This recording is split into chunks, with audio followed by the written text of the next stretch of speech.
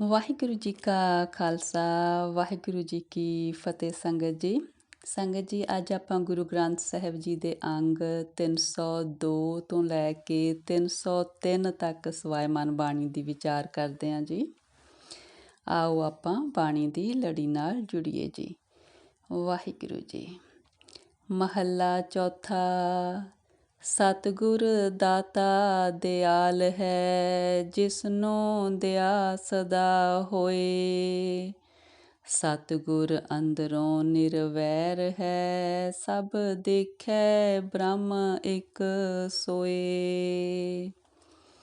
ਹਾਂਜੀ ਸੰਗਤ ਜੀ, ਗੁਰੂ ਰਾਮਦਾਸ ਜੀ ਕਹਿੰਦੇ ਨੇ ਸਤਿਗੁਰ ਦਾਤਾ ਸਦਾ ਹੀ ਦਿਆਲ ਹੈ, ਜੋ ਜੀਵਾਂ ਤੇ ਸਦਾ ਹੀ ਦਇਆ ਕਰਦਾ ਹੈ। ਅੰਦਰੋਂ ਨਿਰਵੈਰ ਹੈ, ਉਹਨੂੰ ਕਿਸੇ ਨਾਲ ਕੋਈ ਵੈਰ ਨਹੀਂ, ਉਹ ਸਾਰਿਆਂ ਵਿੱਚ ਇੱਕ ਪਰਮਾਤਮਾ ਨੂੰ ਸਮਾਇਆ ਹੋਇਆ ਦੇਖਦਾ ਹੈ। ਨਿਰਵੈਰਾਂ ਨਾਲ ਜੇ ਵੈਰ ਚਲਾਈ ਦੇ, ਤਿੰਨ ਵਿੱਚੋਂ ਤਿਸਟਿਆ ਨਾ ਕੋਏ। ਸਤਿਗੁਰ ਸਭਨਾਂ ਦਾ ਭਲਾ ਮਨਾਈਦਾ, ਤਿਸ ਦਾ ਬੁਰਾ ਕਿਉਂ ਹੋਏ। ਕਹਿੰਦੇ ਗੁਰੂ ਨਿਰਵੈਰ ਹੈ। ਜਿਹੜੇ ਲੋਕ ਗੁਰੂ ਜੋ ਨਿਰਵੈਰ ਹੈ ਉਹਦੇ ਨਾਲ ਵੈਰ ਕਮਾਉਂਦੇ ਨੇ, ਉਹ ਕਦੇ ਸ਼ਾਂਤ ਨਹੀਂ ਰਹਿ ਸਕਦੇ। ਕਹਿੰਦੇ ਉਹ ਸਤਿਗੁਰੂ ਜੋ ਸਾਰਿਆਂ ਦਾ ਹੀ ਭਲਾ ਮਨਾਉਂਦਾ, ਉਹਦਾ ਬੁਰਾ ਜੀਵ ਕਿਉਂ ਤੱਕਦੇ ਨੇ। ਸਤਿਗੁਰ ਨੂੰ ਜੇਹਾ ਕੋ ਇੱਛਦਾ, ਤੇਹਾ ਫਲ ਪਾਏ ਕੋਏ। ਨਾਨਕ ਕਰਤਾ ਸਭ ਕਿਛ ਜਾਣਦਾ, ਜਿਦੋਂ ਕਿਛ ਗੁੱਝਾ ਨਾ ਹੋਏ। ਕਹਿੰਦੇ ਸਤਿਗੁਰ ਦੇ ਕੋਲੋਂ ਜਿਹੋ ਜਿਹੀ ਭਾਵਨਾ ਜੀਵ ਰੱਖਦਾ ਹੈ, ਉਹੋ ਜਿਹਾ ਫਲ ਪਾ ਲੈਂਦਾ ਹੈ। ਨਾਨਕ ਜੀ ਕਹਿੰਦੇ ਨੇ ਕਿ ਕਰਤਾ ਕਰਤਾਰ ਉਹ ਸਭ ਕੁਛ ਜਾਣਦਾ, ਉਹਦੇ ਕੋਲੋਂ ਜੀਵ ਦੇ ਅੰਦਰਲੀ ਵੀ ਕੋਈ ਇੱਛਾ, ਕੋਈ ਸੋਚ ਗੁੱਝੀ ਨਹੀਂ ਰਹਿ ਸਕਦੀ। ਉਹਦੇ ਤੋਂ ਅਸੀਂ ਕੁਛ ਛੁਪਾ ਨਹੀਂ ਸਕਦੇ। ਸਤਿਗੁਰ ਦੇ ਕੋਲ ਅਸੀਂ ਜਿਹੋ ਜਿਹੀ ਭਾਵਨਾ ਲੈ ਕੇ ਜਾਂਦੇ ਹਾਂ, ਉਹ ਭਾਵਨਾ ਬਾਰੇ ਪਰਮਾਤਮਾ ਸਭ ਜਾਣੀ ਜਾਣਾ। ਪੌੜੀ। ਜਿਸਨੂੰ ਸਾਹਿਬ ਵੱਡਾ ਕਰੇ, ਸੋਈ ਵਡ ਜਾਣੀ। ਜਿਸ ਸਾਹਿਬ ਭਾਵੈ ਤਿਸ ਬਖਸ਼ ਲਏ, ਸੋ ਸਾਹਿਬ ਮਨ ਪਾਣੀ। ਕਹਿੰਦੇ ਜਿਸ ਜੀਵ ਨੂੰ ਪਰਮਾਤਮਾ ਆਪ ਵਡਿਆਈਆਂ ਦੇਣੀਆਂ ਚਾਹੁੰਦਾ ਹੋਵੇ, ਉਸ ਨੂੰ ਵਡਿਆਈਆਂ ਮਿਲਦੀਆਂ ਨੇ। ਜਿਹਦੇ ਉੱਤੇ ਪਰਮਾਤਮਾ ਪ੍ਰਸੰਨ ਹੋਵੇ, ਉਹਨੂੰ ਆਪ ਮਿਹਰ ਦੀ ਨਜ਼ਰ ਦੇ ਨਾਲ ਦਾਤਾਂ ਦਿੰਦਾ ਹੈ। ਜੇ ਕੋ ਉਸ ਦੀ ਰੀਸ ਕਰੇ, ਸੋ ਮੂੜ ਅਜਾਣੀ। ਜਿਸਨੂੰ ਸਤਿਗੁਰ ਮੇਲੇ, ਸੋ ਗੁਣ ਰਵੈ, ਗੁਣ ਆਖ ਵਖਾਣੀ। ਕਹਿੰਦੇ ਜਿਸ ਉੱਤੇ ਪਰਮਾਤਮਾ ਪ੍ਰਸੰਨ ਹੋ ਕੇ ਕੋਈ ਉਹਨੂੰ ਦਾਤ ਦਿੰਦਾ ਹੈ, ਪਰਮਾਰਥਕ ਦਾਤ ਦਿੰਦਾ ਹੈ ਜਾਂ ਕੋਈ ਹੋਰ ਦਾਤ ਦਿੰਦਾ ਹੈ, ਜੇ ਕੋਈ ਹੋਰ ਦੂਸਰਾ ਜੀਵ ਉਹਦੀ ਰੀਸ ਕਰਨੀ ਚਾਹੇ, ਕਹਿੰਦੇ ਉਹਨੂੰ ਮੂਰਖ ਹੀ ਸਮਝੀਏ ਨਾ। ਵੀ ਇੱਕ ਉਸ ਜੀਵ ਨੂੰ ਜਿਹਦੇ 'ਤੇ ਰਹਿਮਤ ਹੋ ਗਈ ਆ, ਦੂਸਰਾ ਕਹੇ ਵੀ ਮੈਂ ਉਹਦੇ ਬਰਾਬਰ ਦਾ, ਇਹ ਨਹੀਂ ਨਾ ਹੋ ਸਕਦਾ।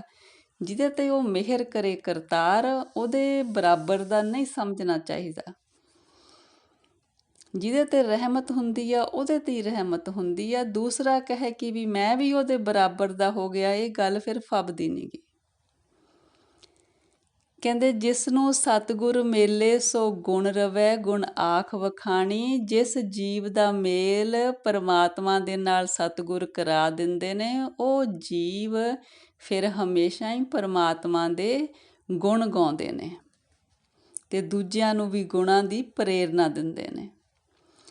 ਨਾਨਕ ਸੱਚਾ ਸੱਚ ਹੈ, ਬੁਝ ਸੱਚ ਸਮਾਣੀ।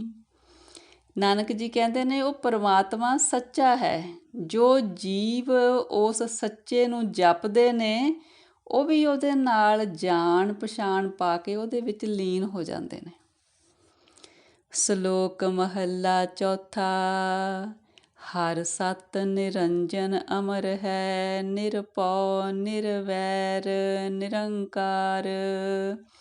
ਜਿਨ ਜਪਿਆ ਇੱਕ ਮਨ ਇੱਕ ਚਿੱਤ, ਤਿਨ ਲੱਥਾ ਹਉਮੈ ਪਾਰ।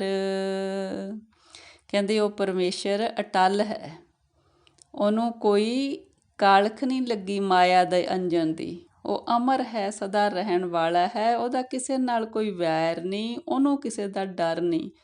ਉਹ ਆਕਾਰ ਤੋਂ ਰਹਿਤ ਹੈ, ਪਰ ਕਹਿੰਦੇ ਜਿਹਨੇ ਵੀ ਉਹਨੂੰ ਜਪਿਆ ਹੈ ਉਹਦਾ ਹਉਮੈ ਦਾ ਭਾਰ ਲੱਥ ਗਿਆ ਹੈ। ਜਿਨ ਗੁਰਮੁਖ ਹਰਿ ਆਰਾਧਿਆ, ਤਿਨ ਸੰਤ ਜਨਾ ਜੈਕਾਰ। ਕੋਈ ਨਿੰਦਾ ਕਰੇ ਪੂਰੇ ਸਤਿਗੁਰੂ ਕੀ, ਤਿਸਨੋ ਫਿਟ ਫਿਟ ਕਹੇ ਸਭ ਸੰਸਾਰ।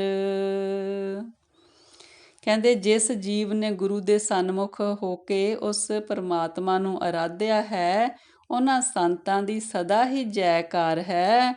ਕਹਿੰਦੇ ਜਿਹੜੇ ਜੀਵ ਪੂਰੇ ਸਤਿਗੁਰ ਦੀ ਨਿੰਦਾ ਕਰਦੇ ਨੇ ਨਾ, ਫਿਰ ਸੰਸਾਰ ਦੇ ਵਿੱਚ ਉਹਨਾਂ ਨੂੰ ਲਾਹਨਤ ਪੈਂਦੀ ਹੈ। ਸਤਿਗੁਰ ਵਿੱਚ ਆਪ ਵਰਤਦਾ, ਹਰ ਆਪੇ ਰੱਖਣ ਹਾਰ।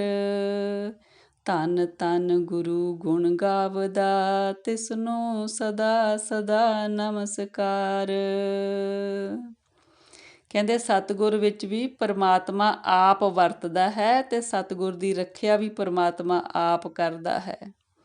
ਕਹਿੰਦੇ ਉਸ ਗੁਰੂ ਦੇ ਬਲਿਹਾਰੇ ਜਾਈਏ, ਜੋ ਗੁਰੂ ਸਦਾ ਹੀ ਉਸ ਪਰਮਾਤਮਾ ਦੇ ਗੁਣ ਗਾਉਂਦਾ ਹੈ। ਉਸ ਗੁਰੂ ਨੂੰ ਸਦਾ ਹੀ ਨਮਸਕਾਰ ਹੈ। ਜਨ ਨਾਨਕ ਤਿਨ ਕੋ ਵਾਰਿਆ, ਜਿਨ ਜਪਿਆ ਸਿਰਜਣਹਾਰ। ਨਾਨਕ ਜੀ ਕਹਿੰਦੇ ਨੇ, ਮੈਂ ਉਸ ਜਨ ਤੋਂ ਵਾਰੇ ਜਾਂਦਾ ਹਾਂ, ਉਸ ਸੇਵਕ ਤੋਂ ਜਿਹਨੇ ਸਦਾ ਹੀ ਉਸ ਸਿਰਜਣਹਾਰ ਪਰਮਾਤਮਾ ਦਾ ਨਾਮ ਜਪਿਆ ਹੈ। ਮਹੱਲਾ ਚੌਥਾ। ਆਪੇ ਧਰਤੀ ਸਾਜੀਅਨ, ਆਪੇ ਆਕਾਸ। ਵਿੱਚ ਆਪੇ ਜੰਤ ਉਪਾਇਨ, ਮੁਖ ਆਪੇ ਦੇ ਗਿਰਾਸ। ਕਹਿੰਦੇ ਉਸ ਪਰਮਾਤਮਾ ਨੇ ਧਰਤੀ ਆਕਾਸ਼ ਇਹ ਆਪੇ ਹੀ ਸਾਜੇ ਨੇ, ਇਹਨਾਂ ਦੀ ਰਚਨਾ ਆਪ ਹੀ ਕੀਤੀ ਆ। ਫਿਰ ਆਪੇ ਹੀ ਕਹਿੰਦੇ ਇੱਥੇ ਜੀ ਜੰਤ ਉਪਾਏ ਨੇ, ਪੈਦਾ ਕੀਤੇ ਨੇ। ਫਿਰ ਉਹਨਾਂ ਦੇ ਕਹਿੰਦੇ ਰੋਜੀ ਦਾ ਪ੍ਰਬੰਧ ਵੀ ਕੀਤਾ ਹੈ। ਮੈਨੂੰ ਯਾਦ ਆ ਜਦੋਂ ਬਹੁਤ ਛੋਟੇ ਹੁੰਦੇ ਸੀ, ਹੁਣ ਧੁੰਦਲੀਆਂ ਯਾਦਾਂ ਰਹਿ ਗਈਆਂ, ਨਾਨਕੇ ਪਿੰਡ ਰਹਿੰਦੇ ਸੀ ਤਾਂ ਉੱਥੇ ਹਰ ਸਾਲ ਗੁਰੂ ਅਰਜਨ ਦੇਵ ਜੀ ਦੀ ਸ਼ਹੀਦੀ ਦਿਵਸ ਮਨਾਏ ਜਾਂਦੇ ਸੀ ਅਤੇ 3 ਦਿਨ ਫਿਰ ਉੱਥੇ ਦੀਵਾਨ ਲੱਗਦੇ ਸੀ, ਅਖੰਡ ਪਾਠ ਹੁੰਦੇ ਸੀ, ਫਿਰ ਦੀਵਾਨ ਲੱਗਦੇ ਸੀ। ਉਹ 3 ਦਿਨ ਇਸ ਤਰ੍ਹਾਂ ਹੁੰਦਾ ਸੀ ਵੀ ਜਿੱਦਾਂ ਕਿਤੇ ਵੀ ਵਿਆਹਾਂ ਵਾਲੇ ਦਿਨ ਹੁੰਦੇ ਸੀ, ਇਸ ਤਰ੍ਹਾਂ ਹੁੰਦਾ ਸੀ। ਇੱਕ ਬੀਬੀ ਜੀ ਸੀ, ਕਿਉਂਕਿ ਨਾਨਕੇ ਪਿੰਡ ਦੇ ਉਸ ਤਰ੍ਹਾਂ ਤਾਂ ਫਿਰ ਉਹ ਸਾਰੇ ਪਿੰਡ ਵਿੱਚੋਂ ਮਾਸੀ ਲੱਗਦੇ ਸੀ, ਪਰ ਉਹਨਾਂ ਨੇ ਗ੍ਰਹਿਸਥੀ ਜੀਵਨ ਨਹੀਂ ਸੀ ਅਪਣਾਇਆ। ਉਹ ਆਪਣੇ ਮਾਤਾ ਪਿਤਾ ਦੇ ਘਰ ਰਹਿੰਦੇ ਸੀ ਅਤੇ ਉਹ ਹਰ ਸਾਲ ਉੱਥੇ ਤਕਰੀਬਨ ਜਿੱਥੋਂ ਤੱਕ ਮੇਰਾ ਖਿਆਲ ਆ ਕਿ 35 ਕੁ ਸਾਲ ਸ਼ਾਇਦ ਹਰ ਸਾਲ ਉਹਨਾਂ ਦਿਨਾਂ ਦੇ ਵਿੱਚ ਇਹ ਦੀਵਾਨਾਂ ਦਾ ਪ੍ਰੋਗਰਾਮ ਹੁੰਦਾ ਸੀ। ਅਤੇ ਰਾੜਾ ਸਾਹਿਬ ਤੋਂ ਮਤਲਬ ਹੁੰਦੇ ਸੀ, ਜਿਹੜੇ ਭਾਈ ਜੀ ਹੁੰਦੇ ਸੀ, ਸ਼ਾਇਦ ਸੰਤ ਈਸ਼ਰ ਸਿੰਘ ਜੀ ਹੁਣਾਂ ਦੇ ਦੀਵਾਨ ਵੀ ਸੁਣੇ ਨੇ, ਪਰ ਛੋਟੀ ਸੀ, ਸ਼ਾਇਦ 6-7 ਸਾਲ ਦੀ ਸੀ, ਧੁੰਦਲੀਆਂ ਯਾਦਾਂ ਨੇ ਕੁਛ। ਅਤੇ ਉਹ ਤੋਂ ਬਾਅਦ ਸ਼ਾਇਦ ਸੰਤ ਕ੍ਰਿਸ਼ਨ ਸਿੰਘ ਜੀ ਸੀ ਜਿਹੜੇ ਦੂਸਰੇ ਸੀਗੇ, ਉਹ ਵੀ ਆਉਂਦੇ ਹੁੰਦੇ ਸੀ ਉਹਨਾਂ ਦਿਨਾਂ 'ਚ। ਸੰਤ ਈਸ਼ਰ ਸਿੰਘ ਜੀ ਦੇ ਵੀ ਸ਼ਾਇਦ ਸੁਣੇ ਨੇ, ਕੁਛ ਯਾਦ ਆ। ਅਤੇ ਉਹ ਇੱਕ ਸ਼ਬਦ ਪੜ੍ਹਦੇ ਹੁੰਦੇ ਸੀ ਕਿ ਤੈਨੂੰ ਕਿਉਂ ਨਾ ਦੇਵੇਗਾ ਗਾਫਲਾ, ਦਿੰਦਾ ਹੈ ਪੱਥਰ ਦੇ ਕੀੜੇ ਨੂੰ, ਤੈਨੂੰ ਕਿਉਂ ਨਾ ਦੇਵੇ ਗਾਫਲਾ। ਇਹ ਵਾਲਾ ਸ਼ਬਦ ਮੈਨੂੰ ਕੁਛ ਧੁੰਦਲੀਆਂ ਯਾਦਾਂ ਨੇ, ਇਹ ਜਦੋਂ ਮੈਂ ਤੁਕ ਪੜ੍ਹ ਰਹੀ ਸੀ ਮੈਨੂੰ ਯਾਦ ਆਇਆ। ਅਤੇ ਉਹ ਕਹਿੰਦੇ ਸੀ ਕਿ ਵੀ ਜਿਸ ਤਰ੍ਹਾਂ ਵੀ ਪੱਥਰ ਦੇ ਵਿੱਚ ਜਿਹੜਾ ਕੀੜਾ ਰਹਿੰਦਾ ਉਹਨੂੰ ਵੀ ਪਰਮਾਤਮਾ ਜਿੰਦਾ ਰੱਖਦਾ। ਵੀ ਇਹ ਇਨਸਾਨ ਵੀ ਤੂੰ ਆਪਣੀ ਰੋਜੀ ਦਾ ਫਿਕਰ ਨਾ ਕਰ, ਤੈਨੂੰ ਪਰਮਾਤਮਾ ਨੇ ਰੋਜੀ ਦਾ ਛੋਟੇ ਹੁੰਦੇ ਦਾ ਪ੍ਰਬੰਧ ਕਰ ਦਿੱਤਾ। ਜਦੋਂ ਤੇਰੇ ਜਨਮ ਤੋਂ ਪਹਿਲਾਂ ਮਾਂ ਦੇ ਕੋਲ ਤੇਰੀ ਰੋਜੀ ਉਹਨੇ ਭੇਜ ਦਿੱਤੀ ਹੈ, ਅਤੇ ਉਹ ਤੋਂ ਬਾਅਦ ਤੈਨੂੰ ਉਹਨੇ ਹੱਥ ਪੈਰ ਦਿੱਤੇ ਨੇ, ਹੈ ਨਾ। ਤੂੰ ਕਮਾ ਤਾਂ ਗੁਰੂ ਨਾਨਕ ਪਾਤਸ਼ਾਹ ਨੇ ਤਾਂ ਦੇਖਿਆ ਨਾ ਵੀ ਕਿਰਤ ਕਰੋ, ਕਿਰਤ ਕਰਨ ਦੀ ਫਿਰ ਤੈਨੂੰ ਉਹਨੇ ਤੇਰੇ ਹੱਥ ਪੈਰ ਲਾਏ ਨੇ, ਹੈ ਨਾ। ਵੀ ਤੂੰ ਆਪਣਾ ਕੰਮ ਕਰਕੇ ਆਪਣੀ ਰੋਜੀ ਦਾ ਪ੍ਰਬੰਧ ਕਰ ਸਕਦਾ। ਜਿੰਨਾ ਮਤਲਬ ਜੋ ਚੀਜ਼ ਚਾਹੀਦੀ ਸਾਨੂੰ ਉਹਨੇ ਸਭ ਕੁਛ ਦਿੱਤੀ ਆ, ਧਰਤੀ ਦਿੱਤੀ ਆ, ਪਾਣੀ ਦਿੱਤਾ, ਹਵਾ ਦਿੱਤੀ ਆ, ਕਿੰਨੀਆਂ ਦਾਤਾਂ ਦਿੱਤੀਆਂ ਨੇ। ਪਰ ਜੀਵ ਮਤਲਬ ਫਿਰ ਵੀ ਉਹਦਾ ਧੰਨਵਾਦ ਨਹੀਂ ਕਰਦਾ ਹੈਗਾ। ਮਤਲਬ ਅਸੀਂ ਇਸ ਤਰ੍ਹਾਂ ਦੇ ਹੈਗੇ ਹਾਂ, ਅਸੀਂ ਉਹਦਾ ਕਦੇ ਧੰਨਵਾਦ ਨਹੀਂ ਕਰਦੇ। ਜਿਹੜੀ ਚੀਜ਼ ਸਾਡੇ ਕੋਲ ਨਹੀਂ, ਅਸੀਂ ਉਹਦੀ ਕਹਿੰਦੇ ਰਹਿੰਦੇ ਹਾਂ ਕਿ ਵੀ ਸਾਨੂੰ ਇਹ ਨਹੀਂ ਦਿੱਤਾ, ਇਹ ਨਹੀਂ ਦਿੱਤਾ ਹੈਗਾ। ਹਮੇਸ਼ਾ ਉਹਦੇ ਲਈ ਅਸੀਂ ਉਹਨੂੰ ਕਹਿੰਦੇ ਹਾਂ ਕਿ ਜਿਸ ਤਰ੍ਹਾਂ ਕਹਿੰਦੇ ਨੇ ਵੀ ਇੱਕ ਤਰ੍ਹਾਂ ਗਿਲੇ ਸ਼ਿਕਵੇ ਕਰਦੇ ਰਹੀਦਾ। ਧੰਨਵਾਦ ਦੇ ਮਤਲਬ ਨਹੀਂ ਆਉਂਦੇ ਉਸ ਦੁਆਰ 'ਤੇ। ਵਾਹਿਗੁਰੂ ਜੀ, ਵਾਹਿਗੁਰੂ ਜੀ, ਸੱਚੇ ਪਾਤਸ਼ਾਹ ਜੀ। ਕਹਿੰਦੇ ਵੀ ਉਹਨੇ ਇਹ ਧਰਤੀ ਆਕਾਸ਼ ਸਾਰੇ ਸਾਜੇ ਨੇ ਅਤੇ ਫਿਰ ਜੀਅ ਉਪਾਏ ਨੇ, ਫਿਰ ਉਹਨਾਂ ਦੀ ਰੋਜੀ ਦਾ ਪ੍ਰਬੰਧ ਵੀ ਕੀਤਾ। ਸਭ ਆਪੇ ਆਪ ਵਰਤਦਾ, ਆਪੇ ਹੀ ਗੁਣਤਾਸ। ਕਹਿੰਦੇ ਸਾਰੀ ਜਗ੍ਹਾ 'ਤੇ ਉਹ ਪਰਮਾਤਮਾ ਜੋ ਗੁਣਾਂ ਦਾ ਖਜ਼ਾਨਾ ਹੈ, ਆਪ ਹੀ ਵਿਆਪਕ ਹੈ, ਆਪ ਹੀ ਸਭ ਕੁਝ ਕਰਵਾ ਰਿਹਾ ਹੈ।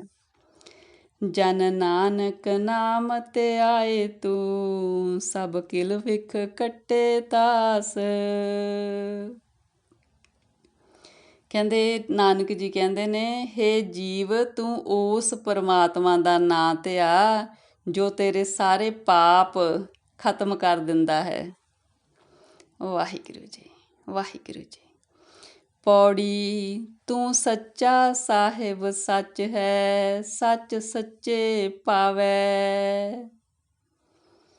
ਜੋ ਤੁਧ ਸੱਚ ਸਲਾਹ ਦੇ, ਤਿਨ ਜਮ ਕੰਕਰ ਨੇੜ ਨ ਆਵੈ।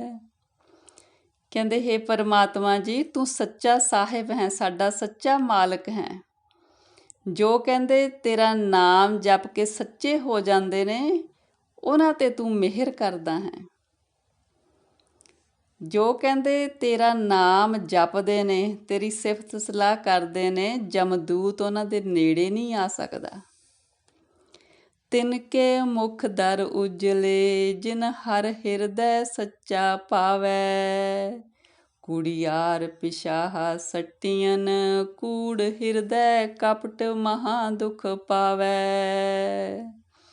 ਕਹਿੰਦੇ ਜਿਹੜਾ ਤੇਰਾ ਨਾਂ ਜਪਦੇ ਨੇ, ਉਹ ਤੇਰੀ ਦਰਗਾਹ ਦੇ ਵਿੱਚ ਵੀ ਉਜਲੇ ਮੁਖ ਨਾਲ ਜਾਂਦੇ ਨੇ, ਜਿਨ੍ਹਾਂ ਦੇ ਹਿਰਦੇ ਵਿੱਚ ਤੂੰ ਚੰਗਾ ਲੱਗਦਾ। ਜਿਹੜੇ ਕਹਿੰਦੇ ਠੱਗੀਆਂ ਕਰਦੇ ਨੇ, ਕੁੜੀਆਰ ਨੇ, ਝੂਠ ਦੇ ਪਿੱਛੇ ਲੱਗਦੇ ਨੇ, ਜਿਨ੍ਹਾਂ ਦੇ ਹਿਰਦੇ ਵਿੱਚ ਹਮੇਸ਼ਾ ਹੀ ਠੱਗੀ ਕਪਟ ਰਹਿੰਦਾ, ਉਹ ਬਹੁਤ ਦੁੱਖ ਪਾਉਂਦੇ ਨੇ। ਕਹਿੰਦੇ ਹਮੇਸ਼ਾ ਹੀ ਕਹਿੰਦੇ ਫਿਰ ਦਰਗਾਹ ਦੇ ਵਿੱਚ ਵੀ ਉਹਨਾਂ ਦੇ ਮੂੰਹ ਕਾਲੇ ਹੁੰਦੇ ਨੇ।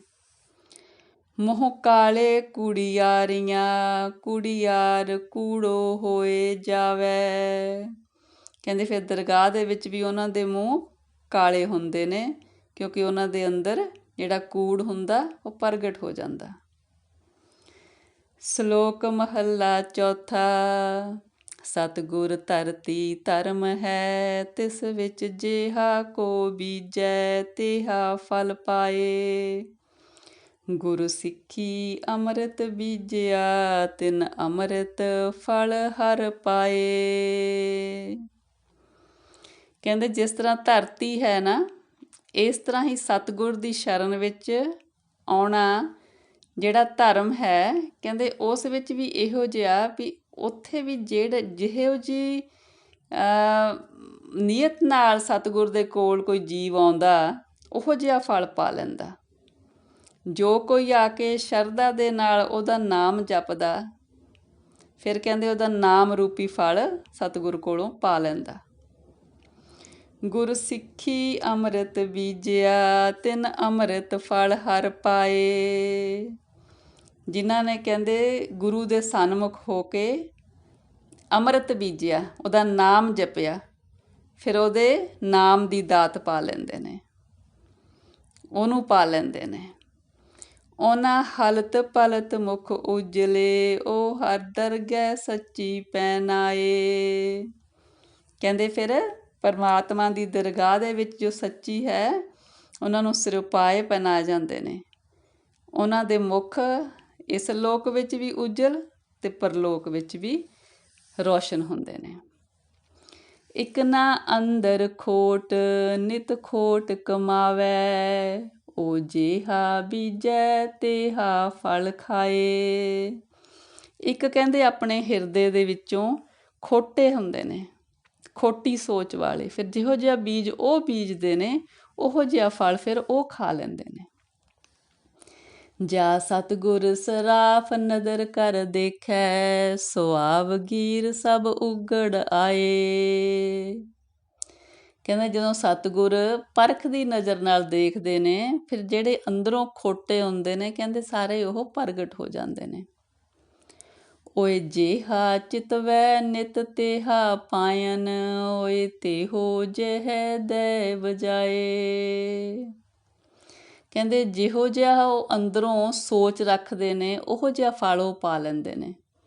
ਫਿਰ ਕਹਿੰਦੇ ਵੀ ਪਰਮਾਤਮਾ ਵੱਲੋਂ ਵੀ ਉਹ ਗੁੱਝੇ ਨਹੀਂ ਰਹਿੰਦੇ, ਵੀ ਪਰਮਾਤਮਾ ਨੂੰ ਵੀ ਉਹਨਾਂ ਦੀ ਪਛਾਣ ਆ ਜਾਂਦੀ ਹੈ ਵੀ ਇਹ ਕਿਹੋ ਜਿਹੇ ਹਿਰਦੇ ਦੀ ਸੋਚ ਵਾਲੇ ਨੇ। ਨਾਨਕ ਦੁਹੀ ਸ੍ਰੀ ਖਸਮ ਆਪੇ ਵਰਤੈ, ਨਿਤ ਕਰ ਕਰ ਦੇਖੈ ਚਲਤ ਸਬਾਏ।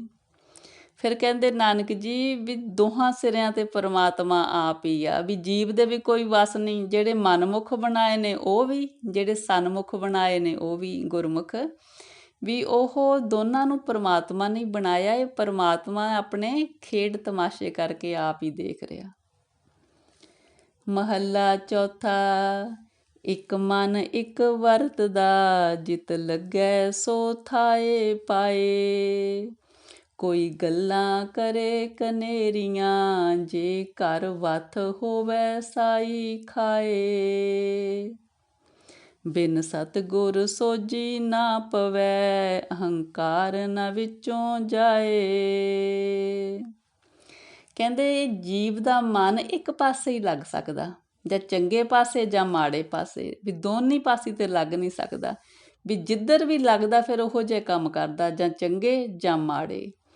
ਕਹਿੰਦੇ ਉੱਪਰੋਂ ਗੱਲਾਂ ਕਰਨ ਦੇ ਨਾਲ ਕੁਛ ਨਹੀਂ ਬਣਦਾ। ਜੋ ਜੀਵ ਦੇ ਮਨ ਵਿੱਚ ਹੁੰਦਾ, ਹਿਰਦੇ ਵਿੱਚ ਹੁੰਦਾ, ਉਹੋ ਜਿਹਾ ਹੀ ਫਿਰ ਉਹਦੀ ਸੋਚ ਨੂੰ ਫਲ ਪੈਂਦਾ ਹੈਗਾ। ਕਹਿੰਦੇ ਸਤਿਗੁਰ ਦੀ ਸ਼ਰਨ ਪੈਣ ਤੋਂ ਬਿਨਾਂ ਜੀਵ ਨੂੰ ਸੋਝੀ ਨਹੀਂ ਆਉਂਦੀ ਹੈਗੀ ਅਸਲੀਅਤ ਦੀ, ਤੇ ਨਾ ਹੀ ਉਹਦੇ ਅੰਦਰੋਂ ਹੰਕਾਰ ਖਤਮ ਹੁੰਦਾ। ਹੰਕਾਰੀਆਂ ਨੂੰ ਦੁੱਖ ਭੁੱਖ ਹੈ, ਹੱਥ ਤੱਡੈ ਕਰ ਕਰ ਮੰਗਾਏ। ਕੂੜ ਠੱਗੀ ਗੁੱਜੀ ਨਾ ਰਹੇ, ਮੁਲੰਮਾ ਪਾਜ ਲਹਿ ਜਾਏ। ਕਹਿੰਦੇ ਜਿਹੜੇ ਜੀਵ ਹੰਕਾਰ ਨਾਲ ਭਰੇ ਹੁੰਦੇ ਨੇ ਉਹਨਾਂ ਦੀ ਮਾਇਆ ਦੀ ਭੁੱਖ ਨਹੀਂ ਖਤਮ ਹੁੰਦੀ, ਇਸ ਲਈ ਉਹਨਾਂ ਦਾ ਦੁੱਖ ਵੀ ਨਹੀਂ ਖਤਮ ਹੁੰਦਾ। ਫਿਰ ਕਹਿੰਦੇ ਮਾਇਆ ਦੀ ਭੁੱਖ ਦੇ ਵਿੱਚ ਉਹ ਜਿਵੇਂ ਘਰ ਘਰ ਮੰਗਣ ਵਾਲੀ ਗੱਲ ਆ, ਵੀ ਇਸ ਤਰ੍ਹਾਂ ਉਹਨਾਂ ਨੂੰ ਭੁੱਖ ਹੁੰਦੀ ਆ। ਫਿਰ ਕਹਿੰਦੇ ਜਿਹੜੀ ਉਹਨਾਂ ਦੇ ਅੰਦਰ ਇਹ ਕੂੜ ਦੀ ਠੱਗੀ, ਝੂਠ ਦੀ ਠੱਗੀ, ਫਰੇਬ ਆ, ਕਹਿੰਦੇ ਇਹ ਮਤਲਬ ਲੁਕਿਆ ਨਹੀਂ ਰਹਿ ਸਕਦਾ। ਜਿਵੇਂ ਵੀ ਤਾਂਬੇ ਉੱਤੇ ਸੋਨੇ ਦੀ ਝਾਲ ਫੇਰ ਦੋ, ਉਹ ਝਾਲ ਲੈ ਜਾਂਦੀ ਹੈ ਤੇ ਹੇਠੋਂ ਫਿਰ ਤਾਂਬਾ ਨਿਕਲ ਆਉਂਦਾ, ਪਤਾ ਲੱਗ ਜਾਂਦਾ। ਇਸ ਤਰ੍ਹਾਂ ਹੀ ਜਿਹੜੀ ਠੱਗੀ ਕਰਨ ਵਾਲੇ ਨੇ ਉਹਨਾਂ ਦੀ ਠੱਗੀ ਗੁੱਝੀ ਨਹੀਂ ਰਹਿੰਦੀ, ਫੜੇ ਜਾਂਦੇ ਨੇ। ਜਿਸ ਹੋਵੈ ਪੂਰਬ ਲਿਖਿਆ, ਤਿਸ ਸਤਿਗੁਰ ਮਿਲੈ ਪ੍ਰਭ ਆਏ। ਕਹਿੰਦੇ ਵੀ ਜਿਹਦੇ ਕਰਮਾਂ ਦੇ ਵਿੱਚ ਪੂਰਬਲੇ ਕਰਮਾਂ ਦੇ ਅਨੁਸਾਰ ਲੇਖਾ ਲਿਖਿਆ ਹੈ, ਉਹ ਕਹਿੰਦੇ ਵੀ ਪਰਮਾਤਮਾ ਉਹਨਾਂ ਨੂੰ ਸਤਿਗੁਰ ਦੇ ਨਾਲ ਮੇਲ ਕਰਾਉਂਦੇ ਨੇ, ਤੇ ਫਿਰ ਸਤਿਗੁਰ ਪਰਮਾਤਮਾ ਨਾਲ ਉਹਨਾਂ ਦਾ ਮੇਲ ਕਰਾਉਂਦੇ ਨੇ। ਜਿਉ ਲੋਹਾ ਪਾਰਸ ਭੇਟੀਐ, ਮਿਲ ਸੰਗਤ ਸਵਰਨ ਹੋਏ ਜਾਏ। ਜਿਸ ਤਰ੍ਹਾਂ ਕਹਿੰਦੇ ਲੋਹੇ ਨੂੰ ਪਾਰਸ ਦੇ ਨਾਲ ਜਦੋਂ ਮੇਲ ਕਰਾਉਂਦੇ ਨੇ ਤਾਂ ਉਹ ਲੋਹਾ ਵੀ ਪਾਰਸ ਬਣ ਜਾਂਦਾ। ਇਸ ਤਰ੍ਹਾਂ ਹੀ ਜਿਹੜੇ ਜੀਵ ਗੁਰੂ ਦੀ ਸੰਗਤ ਵਿੱਚ ਆਉਂਦੇ ਨੇ ਉਹ ਵੀ ਸੋਨੇ ਵਰਗੇ ਸ਼ੁੱਧ ਹਿਰਦੇ ਵਾਲੇ ਹੋ ਜਾਂਦੇ ਨੇ। ਜਨ ਨਾਨਕ ਕੇ ਪ੍ਰਭ ਤੂੰ ਧਣੀ, ਜਿਉ ਭਾਵੈ ਤਿਵੈ ਚਲਾਏ। ਨਾਨਕ ਜੀ ਕਹਿੰਦੇ ਨੇ ਹੇ ਪਰਮਾਤਮਾ ਜੀ ਤੂੰ ਸਾਡਾ ਮਾਲਕ ਹੈ। ਕਹਿੰਦੇ ਜਿਵੇਂ ਵੀ ਤੂੰ ਜੀਵ ਨੂੰ ਚਲਾਉਂਦਾ ਹੈ, ਜੀਵ ਉਸੇ ਹੀ ਰਸਤੇ 'ਤੇ ਚੱਲਦੇ ਨੇ, ਸਭ ਤੇਰੀ ਕਾਰ ਹੈ। ਪੌੜੀ ਜਿਨ ਹਰ ਹਿਰਦੈ ਸੇਵਿਆ, ਤਿਨ ਹਰ ਆਪ ਮਿਲਾਏ। ਗੁਣ ਕੀ ਸਾਜ ਤਿਨ ਸਿਉ ਕਰੀ, ਸਭ ਅਵਗਣ ਸ਼ਬਦ ਜਲਾਏ। ਕਹਿੰਦੇ ਜਿਨ੍ਹਾਂ ਨੇ ਵੀ ਆਪਣੇ ਹਿਰਦੇ ਵਿੱਚ ਉਸ ਪਰਮਾਤਮਾ ਦੀ ਸੇਵਾ ਭਗਤੀ ਕੀਤੀ ਹੈ, ਉਹਨੂੰ ਚੇਤੇ ਕੀਤਾ ਹੈ, ਪਰਮਾਤਮਾ ਉਹਨਾਂ ਨੂੰ ਆਪਣੇ ਨਾਲ ਆਪ ਮਿਲਾ ਲੈਂਦਾ ਹੈ। ਕਹਿੰਦੇ ਫਿਰ ਉਹਨਾਂ ਜੀਵਾਂ ਦੇ ਨਾਲ ਜਿਹੜੇ ਦੂਜੇ ਜੀਵ ਨੇ ਉਹ ਵੀ ਜੇ ਗੁਣਾਂ ਦੀ ਸਾਂਝ ਕਰਦੇ ਨੇ ਤਾਂ ਉਹਨਾਂ ਦੇ ਵੀ ਕਹਿੰਦੇ ਉਸ ਸ਼ਬਦ ਦੇ ਨਾਲ ਜੁੜਨ ਦੇ ਰਾਹੀਂ ਉਹਨਾਂ ਦੇ ਵੀ ਔਗਣ ਕੱਟੇ ਜਾਂਦੇ ਨੇ। ਔਗਣ ਵਿਕਣ ਪੱਲਰੀ ਜਿਸ ਦੇਹ ਸੋ ਸੱਚੇ ਪਾਏ, ਬਲਿਹਾਰੀ ਗੁਰ ਆਪਣੇ ਜਿਨ ਔਗਣ ਮੇਟ ਗੁਣ ਪ੍ਰਗਟਿਆਏ। ਵੱਡੀ ਵਡਿਆਈ ਵੱਡੇ ਕੀ ਗੁਰਮੁਖ ਆਲਾਏ। ਕਹਿੰਦੇ ਜਿਹੜੇ ਜੀਵ ਉਹਦਾ ਨਾਂ ਜਪਦੇ ਨੇ ਉਹਨਾਂ ਦੇ ਔਗਣ ਕਹਿੰਦੇ ਪੱਲਰੀ ਹੁੰਦੀ ਹੈ ਸ਼ਾਇਦ ਜਿਵੇਂ ਜੀਰੀ ਦੇ ਕੱਢਣ ਤੋਂ ਬਾਅਦ ਬਚਿਆ ਹੋਇਆ ਜਿਹੜਾ ਹੁੰਦਾ ਉਹਨੂੰ ਕਹਿੰਦੇ ਨੇ, ਅਤੇ ਵੀ ਉਹ ਮਤਲਬ ਉਹਦਾ ਕੋਈ ਬਹੁਤਾ ਮੁੱਲ ਨਹੀਂ ਹੁੰਦਾ, ਬੜੀ ਸਸਤੀ। ਉਹ ਕਹਿੰਦੇ ਵੀ ਜਿਹੜੇ ਔਗਣ ਨੇ ਫਿਰ ਨਾਮ ਜਪਣ ਵਾਲਿਆਂ ਦੇ ਬੜੇ ਸੁਖਾਲੇ ਹੀ ਖਤਮ ਹੋ ਜਾਂਦੇ ਨੇ। ਕਹਿੰਦੇ ਨੇ ਬਲਿਹਾਰੇ ਮੈਂ ਆਪਣੇ ਉਸ ਗੁਰੂ ਤੋਂ ਜਿਹਨੇ ਮੇਰੇ ਔਗਣ ਖਤਮ ਕਰਕੇ ਮੇਰੇ ਵਿੱਚ ਗੁਣ ਭਰ ਦਿੱਤੇ ਨੇ, ਮੇਰੇ ਵਿੱਚ ਗੁਣ ਕਹਿੰਦੇ ਪ੍ਰਗਟ ਹੋ ਗਏ ਨੇ ਗੁਰੂ ਨੇ ਜਦੋਂ ਮੇਰੇ 'ਤੇ ਮਿਹਰ ਕੀਤੀ। ਕਹਿੰਦੇ ਜਿਹੜੇ ਗੁਰੂ ਦੇ ਸਨਮੁਖ ਰਹਿੰਦੇ ਨੇ ਉਹ ਉਸ ਵੱਡੇ ਪਰਮਾਤਮਾ ਦੀ ਜਿਹਦੀ ਵਡਿਆਈ ਵੱਡੀ ਆ ਉਹਦੇ ਗੁਣ ਗਾਉਂਦੇ ਨੇ, ਉਹਦੀ ਸਿਫਤ ਸਲਾਹ ਕਰਦੇ ਨੇ। ਸੱਚੇ ਪਾਤਸ਼ਾਹ ਜੀ ਸਾਰਿਆਂ 'ਤੇ ਮਿਹਰ ਕਰਨੀ ਜੀ। ਹਾਂਜੀ ਸੰਗਤ ਜੀ, ਇੰਨੀਆਂ ਵਿਚਾਰਾਂ ਪ੍ਰਵਾਨ ਕਰਨੀਆਂ ਜੀ, ਵਿਚਾਰਾਂ ਦੀ ਸਾਂਝ ਪਾਉਂਦਿਆਂ ਹੋਈਆਂ ਅਨੇਕਾਂ ਭੁੱਲਾਂ ਗਲਤੀਆਂ ਬਖਸ਼ਣੀਆਂ ਜੀ। ਸਤਿਗੁਰੂ ਜੀ ਪਰਮੇਸ਼ਰ ਜੀ ਆਪ ਦੀ ਧੁਰਕੀ ਬਾਣੀ ਦੀ ਵਿਚਾਰ ਕਰਦਿਆਂ ਗੁਰਬਾਣੀ ਪੜ੍ਹਦਿਆਂ ਹੋਈਆਂ ਬੇਅੰਤ ਗਲਤੀਆਂ ਇਸ ਬੱਚੀ ਦੀਆਂ ਅਣਜਾਣ ਸਮਝ ਕੇ ਬਖਸ਼ਣੀਆਂ ਜੀ। ਅੱਗੇ ਤੋਂ ਸੁਮੱਤ ਦੇਣੀ ਪਰਮੇਸ਼ਰ ਜੀ। ਵਾਹਿਗੁਰੂ ਜੀ ਕਾ ਖਾਲਸਾ, ਵਾਹਿਗੁਰੂ ਜੀ ਕੀ ਫਤਿਹ ਜੀ। ਵਾਹਿਗੁਰੂ ਜੀ, ਵਾਹਿਗੁਰੂ।